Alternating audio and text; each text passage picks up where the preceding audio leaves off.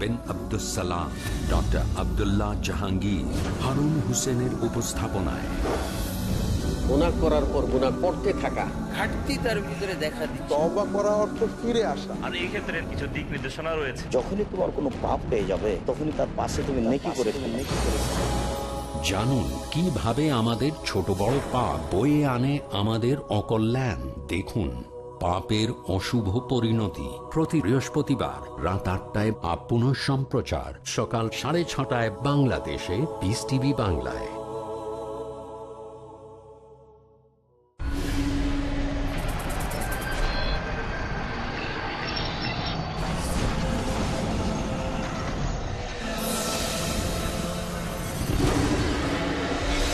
TV Network, the solution for humanity.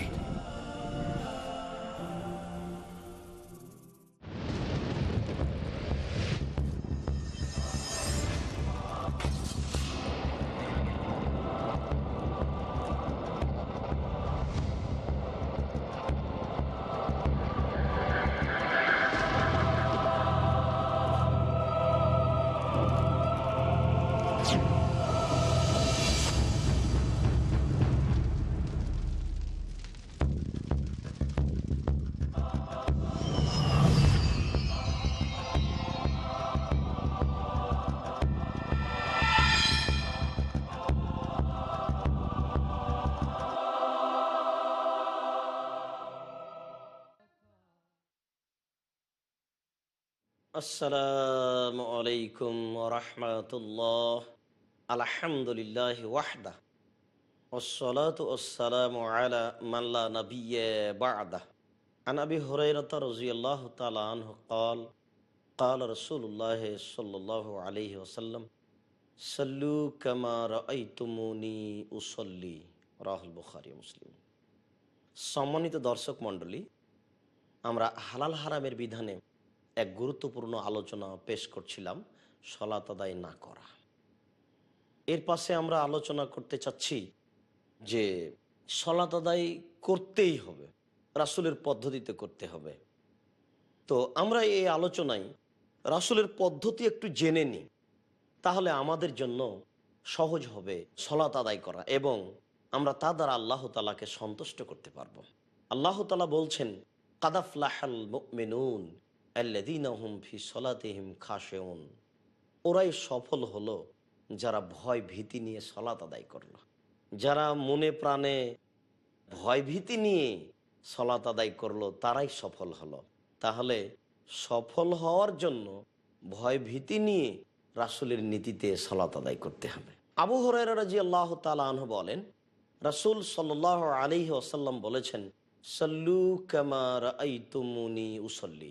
তোমরা সালাত আদায় করো যেভাবে আমাকে সালাত আদায় করতে দেখছো। বুখারী মুসলিম। সম্মানিত দর্শক মণ্ডলী, আল্লাহ রাসূল তো বললেন যে তোমরা সালাত আদায় করো যেভাবে আমাকে সালাত আদায় করতে দেখছো। তো এখন তো আল্লাহ রাসূল আমাদের মাঝে নেই, তা আমরা কিভাবে সালাত আদায় করতে পারি যেটা রাসূলের পদ্ধতির সাথে মিল খাবে? আমরা একটা আপনাদের পরামর্শ দিতে পারি যে এ দেশে আমাদের ভাষাতে অনেক হাদিস গ্রন্থ পাওয়া যায়। এখন আর মানুষের কথার মধ্যে না পড়ে আমরা সেগুলি বাংলা অনুবাদ দেখে ঠিক করি, আর আমরা কিছু বাস্তব দেখাই যাতে করে আমাদের দেখা এবং পড়া দুটা মিল করে সালাত আদায় করা সহজ হয়। কেননা রাসূলের পদ্ধতিতে সালাত না হলে সালাত কবুল হবে না, এইটাই ঠিক। বরং সালাত আদায় করে পরকাল হারাবে, যা একাধিক সহিহ হাদিস দ্বারা প্রমাণিত হয়। সম্মানিত দর্শক মণ্ডলী, আমরা আপনাদের সামনে সালাতের বাস্তবতা দেখাতে চাচ্ছি, একটু মনোযোগ সহকারে লক্ষ্য করুন। আমরা আল্লাহু আকবার বলে সালাত আরম্ভ করব। আল্লাহু আকবার বলার পূর্বে আমরা সুন্দর করে ওযু করে নেব রাসূলের পদ্ধতিতে। সুন্দর করে ওযু করার পরে আমরা সালাত শুরু করব। আল্লাহু আকবার বলার পূর্বে কোনো শব্দ মুখে উচ্চারণ করা হবে না। প্রথম শব্দ ওযু করার পরে সালাতের জন্য আল্লাহু আকবার। সম্মানিত দর্শক মণ্ডলী, হাতগুলি এইভাবে থাকবে, আঙ্গুল জমা জমা থাকবে, আঙ্গুলের মাথা আকাশমুখী থাকবে, আর কাঁধ সামনাসামনি থাকবে। একাধিক সহিহ হাদিস, কাঁধ সামনাসামনি করে, কানের লতি সামনাসামনি করে হাত উঠিয়ে ডান হাতকে বাম হাতের কবজির উপরে রাখতে হবে। অবশ্য বাহুর ওপরে বাহু রাখা যায় সহিহ হাদিস, কিন্তু কবজির উপরে কবজি রাখারও একাধিক সহিহ হাদিস। এরপরে হাত দুটি বুকের উপরে রাখতে হবে। নাভির নিচে হাত বাঁধার 4টি হাদিস আছে, একটিও সহি নয়। এই জন্য আমরা এখানে আপনাদের কাছে একটা জোরালো অনুরোধ রাখব, যেটা সহি সেটাই পালন করার চেষ্টা করি, আল্লাহ কবুল করুক। এভাবে বুকে হাত বাঁধার পরে সর্বপ্রথম আমাদের সেটা হচ্ছে দোয়া, যেই দোয়াতে আল্লাহ তাআলা সন্তুষ্ট হবেন। দোয়া অনেক আছে, আমরা বলতে পারি সুবহানাকা আল্লাহুম্মা ওয়া বিহামদিকা ওয়া তাবারাকা ইসমুকা ওয়া তাআলা জাদ্দুকা ওয়া লা ইলাহা গায়রুক, এই বাক্য আমরা বলতে পারি। অবশ্য এটাও আমরা দোয়া বলতে পারি, খুব গুরুত্বপূর্ণ তথ্যবহল দোয়া। আল্লাহুম্মা বাঈদ বাইনি ওয়া বাইনা খাতায়ায়া কামা বা'আদতা বাইনাল মাশরিক ওয়াল মাগরিব। আল্লাহ, তুমি আমাকে আর আমার পাপকে অত দূরত্বে রাখো, পূর্ব এবং পশ্চিমকে তুমি যত দূরত্বে রেখেছ। আল্লাহ নাক্কিনি মিনাল খাতায়া কামা ইউনাক্কা সাওবুল আবিজ মিনাদ দানাস। আল্লাহ, তুমি আমার পাপকে ধুয়ে পরিষ্কার করে দাও, যেমনভাবে সাদা কাপড়কে ময়লা থেকে ধুয়ে পরিষ্কার করা হয়। আল্লাহু মাগসিল খাতায়া বিল মাই ওয়াস সালজি ওয়াল বারাদ। আল্লাহ, তুমি আমার পাপকে একেবারে তুষার দিয়ে বরফ দিয়ে ধুয়ে পরিষ্কার করে দাও। এই দোয়া পড়ার পরে আমরা বলবো আউযু বিল্লাহি মিনাশ শাইতানির রাজিম, মারদুদ বিতাড়িত শয়তান থেকে পরিত্রাণ চাচ্ছি। বিসমিল্লাহির রহমানির রহিম, পরম দাতা দয়ালুর নামে আরম্ভ করছি। আলহামদুলিল্লাহি রাব্বিল আলামিন, বিশ্ব জগতের প্রতিপালকের প্রশংসা।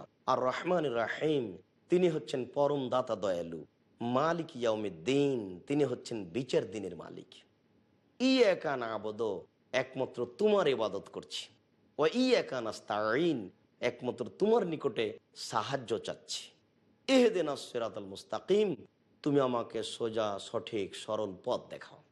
সিরাতাল্লাযীনা আন'আমতা আলাইহিম, ওই পথ দেখাবে তুমি যেই পথের প্রতি অনুগ্রহ করেছো, দয়া করেছো। গায়রিল মাগযুবি আলাইহিম ওয়ালাদ-দাল্লিন, ওদের পথ তুমি দেখায়ও না যাদের প্রতি তুমি অসন্তুষ্ট হয়েছো।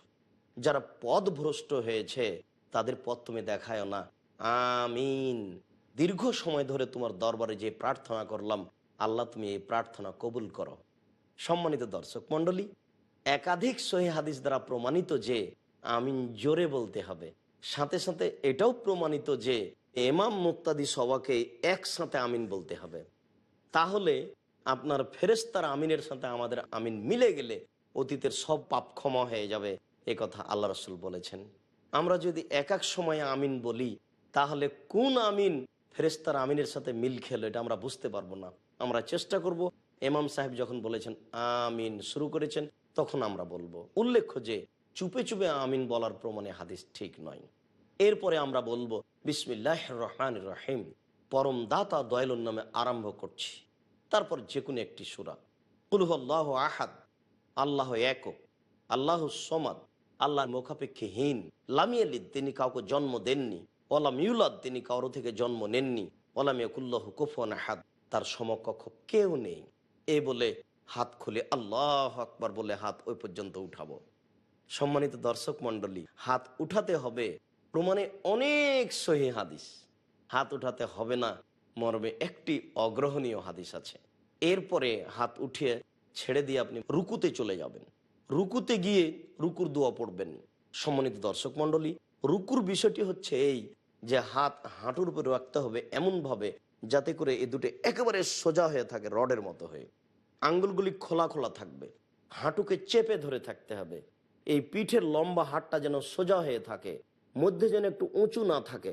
দেখবেন না অনেকে রুকু করে কিন্তু বুঝতে পারে না সে কিভাবে করতে হবে বা জানতে চায় না কিভাবে করতে হবে। অনেক নারীকে দেখা যায় যে বাঁকা হয়ে হাত দুটি শুধু হাঁটুর উপরে রেখে দিয়েছে। জি না, কোমর থেকে নিয়ে সামনের ওজন সম্পূর্ণ হাতের উপরে থাকবে, আর হাত দুটি একবারে রডের মতো সোজা হয়ে থাকবে। আঙ্গুলগুলি খোলা খোলা থাকবে। আঙ্গুলগুলি খোলা অবস্থায় পিঠে লম্বা হাট একেবারে সোজা অবস্থায় আপনি বলুন সুবহান রাব্বিয়াল আযীম। উঁচু আল্লাহর পবিত্রতা বর্ণনা করছি।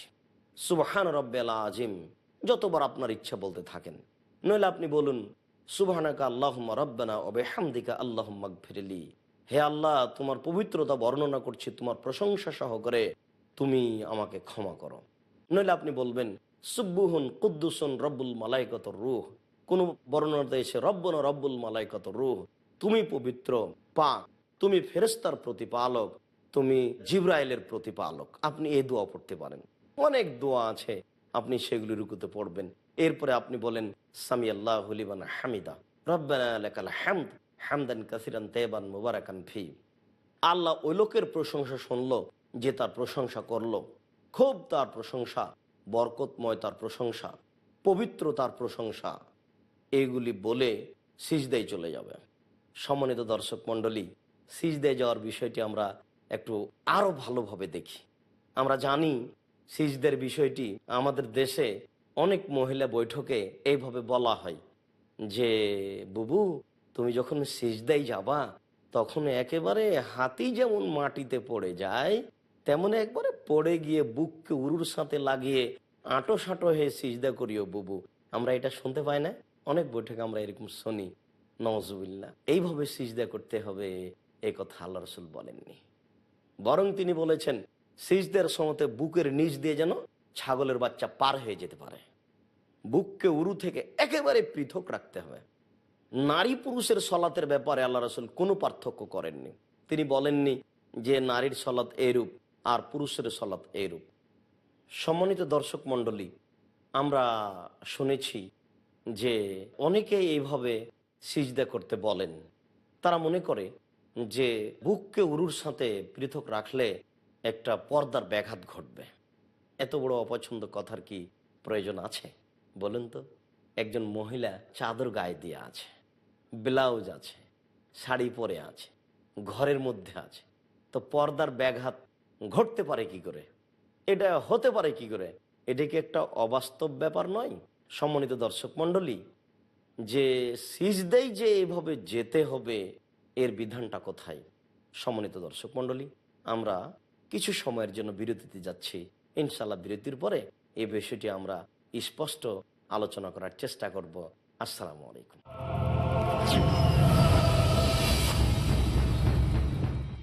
আসসালামু আলাইকুম, আমি মোহাম্মদ বদরুদ্দোজা নদভী। আপনারা দেখছেন piece TV Bangla. The prodigy Dai of Islam, Farid Naik. I challenge any human being to point out a single fundamental of Islam. The illustrious son of the world-famous orator of Islam, Dr. Zakir Naik. एक ब्रह्म द्वितीय नास्ते, भगवान एक ही है, दूसरा नहीं है, नहीं है, नहीं है, जरा भी नहीं है. Motivating towards the true path. No Muslim is a Muslim if he does not believe in Jesus Christ, peace be upon him. Science without religion is lame, and religion without science is blind. With his thrilling words and inspirational temperament, Demanding dowry from the would-be bride is completely prohibited in Islam. Prophet Muhammad, peace be upon him, the one endowed with knowledge and wisdom. I am proud to be a fundamentalist Muslim. দেখুন কিশোর তারকা প্রতি বৃহস্পতিবার রাত 7:30টায় পুনঃ সম্প্রচার সকাল 9:30টায় বাংলাদেশে piece TV বাংলায়। Marriage O divorce, Islamic ruling? Nikah. solution or problem, heaven or hell, There is a misconception. you choose. Beauty, wealth, family status, virtue. Decide what you want. Decide your choice. Be sad or be happy. It's your choice. Join Dr. Zakir Naik in Better Half or Bitter Half. পরবর্তী অনুষ্ঠান piece TV বাংলায়।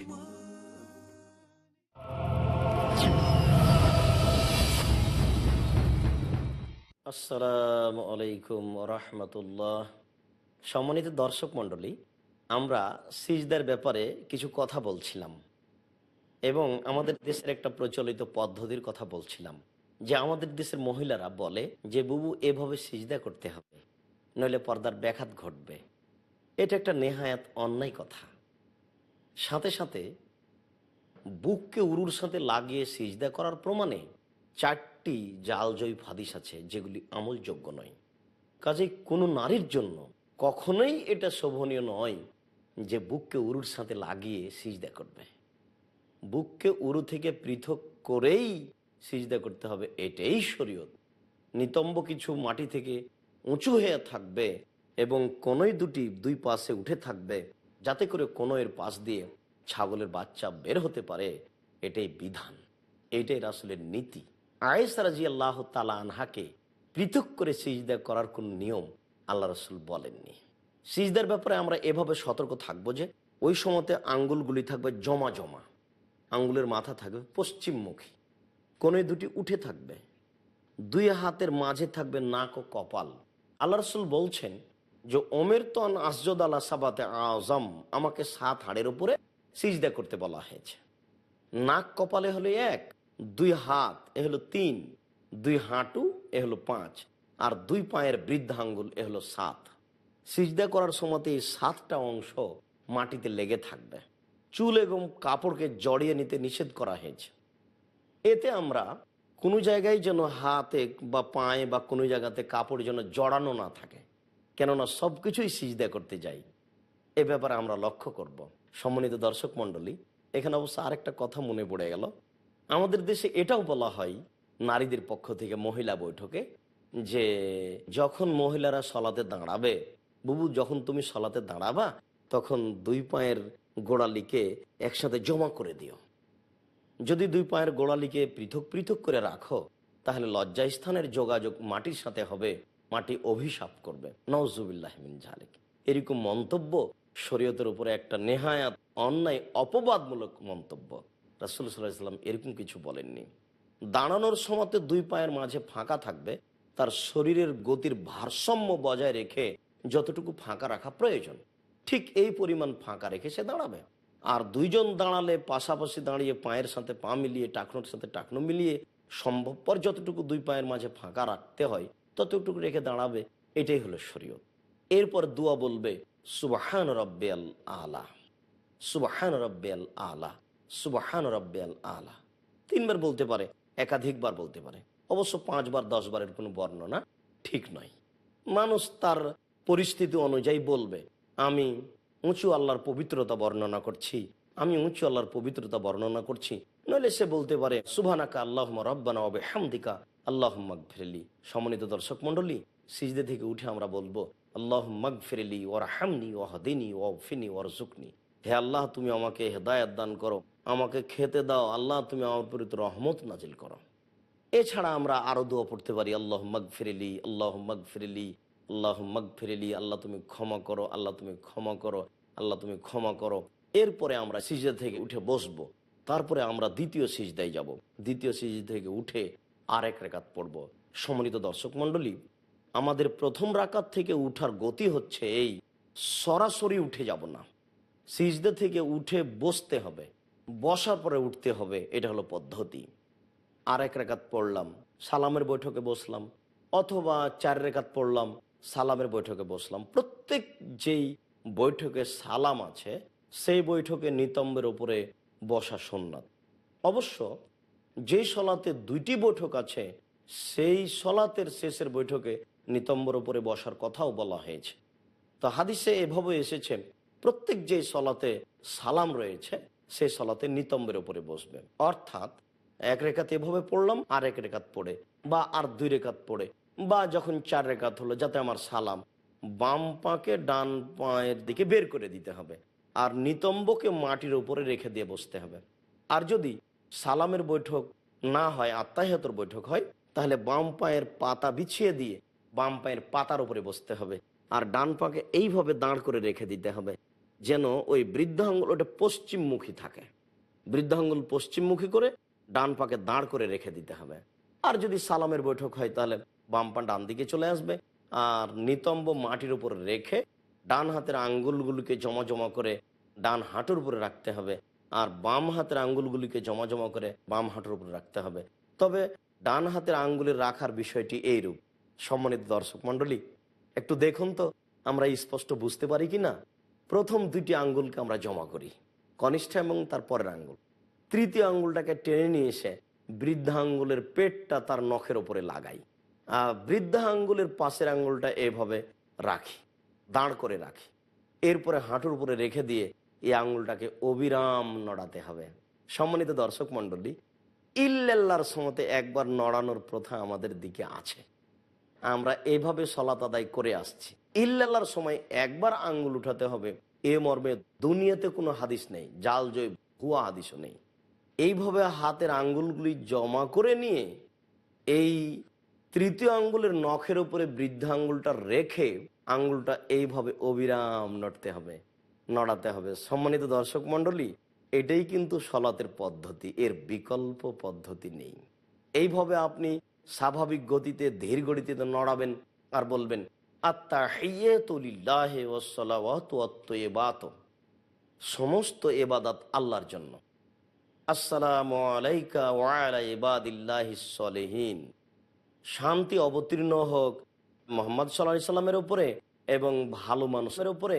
আশহাদু আল্লা ইলাহা ইল্লাল্লাহ ওয়া আশহাদু আন্না মুহাম্মাদান আবদুহু ওয়া রাসূলুহু, আমি সাক্ষ্য দিচ্ছি আল্লাহ ব্যতীত কোনো মাবুদ নাই, আমি সাক্ষ্য দিচ্ছি মুহাম্মদ আল্লাহর রাসূল। এরপরে দুরুদ, আল্লাহুম্মা সাল্লি আলা মুহাম্মাদিন ওয়া আলা আলি মুহাম্মাদ কামা সাল্লাইতা আলা ইব্রাহিম ওয়া আলা আলি ইব্রাহিম ইন্নাকা হামিদুম মাজিদ। হে আল্লাহ, তুমি মুহাম্মদ সাল্লাল্লাহু আলাইহি সাল্লাম এবং তার বংশধরের প্রতি শান্তি অবতীর্ণ করো, যেমনভাবে ইব্রাহিম আলাইহিস সালাম ও তার বংশধরের প্রতি শান্তি অবতীর্ণ করেছিলে। তুমি প্রশংসনীয়, তুমি জ্ঞানী। আল্লাহুম্মা বারিক আলা মুহাম্মাদিন ওয়া আলা আলি মুহাম্মাদ কামা বারাকতা আলা ইব্রাহিম ওয়া আলা আলি ইব্রাহিম ইন্নাকা হামিদুম মাজিদ। হে আল্লাহ, তুমি মুহাম্মদ সাল্লাল্লাহু আলাইহি সাল্লাম এবং তার বংশধরের প্রতি বরকত নাজিল করো, যেমনভাবে ইব্রাহিম আলাইহিস সালাম ও তার বংশধরের প্রতি বরকত নাজিল করেছিলে। তুমি প্রশংসনীয়, তুমি জ্ঞানী। সম্মানিত দর্শক মণ্ডলী, এবার আমরা আমাদের দোয়ার ব্যাপারে ইচ্ছায় চলে এসেছি। প্রথমে আত্তাহিয়াত পড়ার পরে দুরুদ পড়তে হবে। দুরুদ পড়ার পরে এবার যে যত দোয়া পড়তে পারে, কোরআন মাজিদের দোয়া হোক আর হাদিসের দোয়া হোক, আল্লাহ রাসূল অনুমতি দিয়েছেন। তিনি বলছেন ওয়ালিয়াতাখাইয়ার, সে ইচ্ছে মতো দোয়া পড়বে। দুরুদ পড়ার পরে আমাদের যার যা প্রয়োজন সে অনুযায়ী আমরা দোয়া পড়ব। আমরা গুরুত্বপূর্ণ দোয়া হিসেবে এভাবে জানি, আল্লাহুম্মা ইন্নী যালামতু নাফসি যুলমান কাসীরা, হে আল্লাহ, আমি আমার আত্মার প্রতি খুব অন্যায় করেছি, অত্যাচার করেছি। ফাগফিরলি, তুমি আমাকে ক্ষমা করো। মাগফিরাতাম মিন ইনদিক, ক্ষমা একমাত্র তোমার পক্ষ থেকে হয়ে থাকে। ওয়ারহামনি, তুমি আমার প্রতি রহমত নাজিল করো। ওয়া ইন্নাকা আনতাল গাফুরুর রহিম, তুমি হচ্ছে ক্ষমাশীল, তুমি হচ্ছে দয়াশীল। তুমি ক্ষমা না করলে, তুমি দয়া না করলে কে করবে? আল্লাহুম্মা ইন্নী আউযু বিকা মিন আযাবি জাহান্নাম, আল্লাহ, তোমার নিকটে জাহান্নামের শাস্তি থেকে বাঁচতে চাই। ওয়া আউযু বিকা মিন আযাবিল কবর, তোমার নিকটে আমরা কবরের শাস্তি থেকে বাঁচতে চাই। ওয়া নাউযু বিকা মিন ফিতনাতিল মাসিহিদ দাজ্জাল, আমরা তোমার নিকটে দাজ্জালের ফিতনা থেকে বাঁচতে চাই। ওয়া আউযু বিকা মিন ফিতনাতিল মাহি ওয়াল মামাত, আমরা ইহকালে ও পরকালে যত ফিতনা আছে, যত বিপদ আছে, সব বিপদ থেকে বাঁচতে চাই। আল্লাহুম্মা ইন্নী আউযু বিকা মিনাল মাসামি ওয়াল মাগরাম, আল্লাহ, তোমার কাছে আশ্রয় চাই বড় পাপ হতে, তোমার কাছে আশ্রয় চাই কর্জ হতে, জীবনে যেন কোনো কর্জ উপরে না চেপে যায়, এইগুলি থেকে আশ্রয় চাই। সম্মানিত দর্শক মণ্ডলী, আমরা কোরআনের যত দোয়া মুখস্থ আছে সেগুলি আমরা বলতে পারি। গুরুত্বপূর্ণ দোয়া যেমন আমরা বলতে পারি রব্বি ইন্নী যালামতু নাফসি ফাগফিরলি। সারা জীবন মুসা আলাইহিস সালাম বলেছিলেন, প্রতিপালক, আমি আমার প্রতি অত্যাচার করেছি, তুমি দয়া করে আমাকে মাফ করো। রব্বি ইন্নী যালামতু নাফসি ফাগফিরলি, প্রতিপালক, আমি আমার প্রতি অত্যাচার করেছি, তুমি আমাকে মাফ করো। রব্বানা যালামনা আনফুসানা ওয়া ইল্লাম তাগফির লানা ওয়া তারহামনা লানাকুনান্না মিনাল খাসিরিন। আদম আলাইহিস সালাম এবং তার স্ত্রী দুইজন মিলে বলতে থাকলেন, প্রতিপালক, আমরা দুইজন আমাদের প্রতি অত্যাচার করেছি, আমরা নিজেদের প্রতি অন্যায় করেছি, তুমি আমাদের প্রতি দয়া করো, তুমি আমাদেরকে মাফ করো, নইলে আমরা ক্ষতিগ্রস্তদের অন্তর্ভুক্ত হয়ে যাব। মুসা আলাইহিস সালাম বললেন, রব্বিগফির ওয়ারহাম ওয়া আনতা খায়রুর রাহিমিন, প্রতিপালক, তুমি দয়া করো, তুমি ক্ষমা করো, তুমি যে বড় দয়াবান, তুমি যে বড় ক্ষমাবান, তুমি ক্ষমা না করলে, তুমি দয়া না করলে কে দয়া করবে, কে ক্ষমা করবে? আপনি বলতে পারেন যে আন্নি মাসানিয়া যুররু ওয়া আনতা আরহামুর রাহিমিন, প্রতিপালক, আমি বড় ক্ষতিগ্রস্ত, তুমি বড় দয়াবান। প্রতিপালক, আমি বড় অপরাধী, তুমি বড় দয়াবান। আপনি এই আয়াতটাও বলতে পারেন প্রত্যেক সালামের পূর্বে, রব্বানা আতিনা ফিদ দুনিয়া হাসানাতাও ওয়া ফিল আখিরাতি হাসানাতাও ওয়া কিনা আযাবান নার। হে আল্লাহ, তুমি আমাদেরকে ইহকালে কল্যাণ দাও, পরকালে কল্যাণ দাও। আল্লাহ, তুমি আমাদেরকে জাহান্নামের কঠোর ও কঠিন শাস্তি থেকে বাঁচাও। আপনারা এই দোয়াটা যখন তখনই বলার চেষ্টা করুন। সম্ভব হলে প্রত্যেক সালাতের সালামের পূর্বে এই আয়াতটা পড়ার চেষ্টা করুন। আল্লাহ রাসূল সালামের পূর্বে এই আয়াতটা পড়তেন, আর তিনি নিজে বেশি বেশি এই দোয়াটাই পড়তেন, রব্বানা আতিনা ফিদ দুনিয়া হাসানাতাও ওয়া ফিল আখিরাতি হাসানাতাও ওয়া কিনা আযাবান নার। এরপরে আসসালামু আলাইকুম রাহমাতুল্লাহ, আসসালামু আলাইকুম রাহমাতুল্লাহ। সম্মানিত দর্শক মণ্ডলী, এ হচ্ছে সংক্ষিপ্ত সলাতের বিবরণ। এখন যা হবে তা জিকির, আল্লাহু আকবার, এটা হলো প্রথম জিকির। আস্তাগফিরুল্লাহ, আস্তাগফিরুল্লাহ, আস্তাগফিরুল্লাহ, আল্লাহুম্মা আনতাস সালাম ওয়া মিনকাস সালাম, তাবারাকতা ইয়া যাল জালালি ওয়াল ইকরাম, লা ইলাহা ইল্লাল্লাহু ওয়াহদাহু লা শারীকা লাহু, লাহুল মুলকু ওয়া লাহুল হামদু ওয়া হুয়া আলা কুল্লি শাইইন কাদির। আল্লাহুম্মা লা মানিয়া লিমা আতাইতা ওয়া লা মুতিয়া লিমা মানাতা ওয়া লা ইয়ানফাউ জাল জাদ্দি মিনকাল জাদ। আরও অনেক দোয়া আছে। বিশেষভাবে আয়াতুল কুরসি পড়তে ভুলবেন না। আল্লাহর নবী বলেছেন যে ফরজ সালাতের পরে কেউ যদি আয়াতুল কুরসি পড়ে তাহলেও জান্নাতে চলে গেছে, ঠেকিয়ে রেখেছে তার মরণ, মরলেই জান্নাতে যাবে। সম্মানিত দর্শক মণ্ডলী, সালামের পর আপনারা আয়াতুল কুরসি পড়ুন। আয়াতুল কুরসির পরিণাম হচ্ছে যে মরার পরই জান্নাত। সম্মানিত দর্শক মণ্ডলী, আমরা যেভাবে সালাতের বিবরণ দিলাম, আশা যে আপনারা আরো 5টা বইয়ের সাথে মিলিয়ে এইভাবে বিবরণটা জেনে শুনে রাসূলের পদ্ধতিতে সালাত আদায় করবেন, যে সালাত আল্লাহ কবুল করবেন, যার বিনিময়ে আমরা জান্নাত লাভ করব। আল্লাহ, তুমি আমাদেরকে কবুল করো, আল্লাহুম্মা আমিন। আমাদের সালাত যেভাবে পড়লে তুমি কবুল করবে সে সালাত আমাদেরকে শিখিয়ে দাও, আল্লাহুম্মা আমিন। এই দাবি, এই দাওয়া তোমার দরবারে রেখে আমরা সংক্ষিপ্ত আলোচনা এখানে শেষ করছি। আসসালামু আলাইকুম রাহমাতুল্লাহ।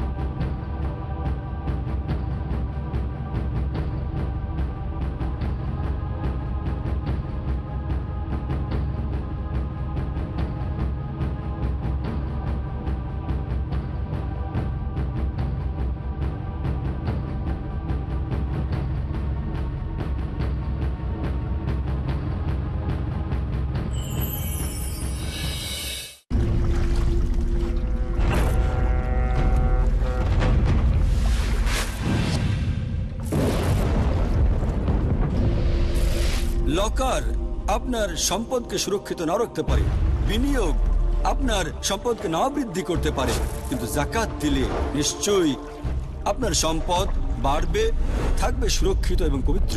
পিস টিভির সাথে থাকুন। আপনার যাকাত ও দানের অর্থ পাঠাতে পারেন IRFI, Al Rayan bank, quadrant code 48 Calthorpe road, Birmingham, UK। Pound account number 01132301, IBAN GB52 LOYD 30963401 024192, short code 300083, সোয়েব BIC কোড IBO BGB22। টাকা পাঠিয়ে আমাদের ইমেল করুন admin@peacetv.tv। পিস টিভি, মানবতার সমাধান।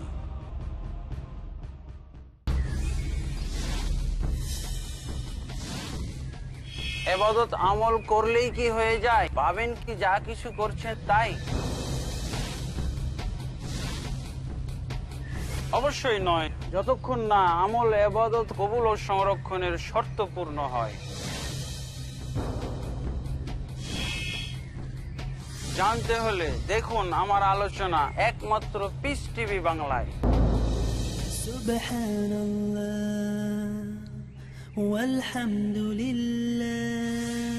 বুঝুন সেই বিশিষ্ট নীতিমালা যার কারণে ইসলাম সারা বিশ্বে জনপ্রিয় হয়ে উঠেছে। দেখুন ইসলামের মৌলিক জ্ঞান, প্রতি শনিবার রাত 8:30টায়, পুনঃ সম্প্রচার সকাল 7টায় বাংলাদেশে পিস টিভি বাংলায়।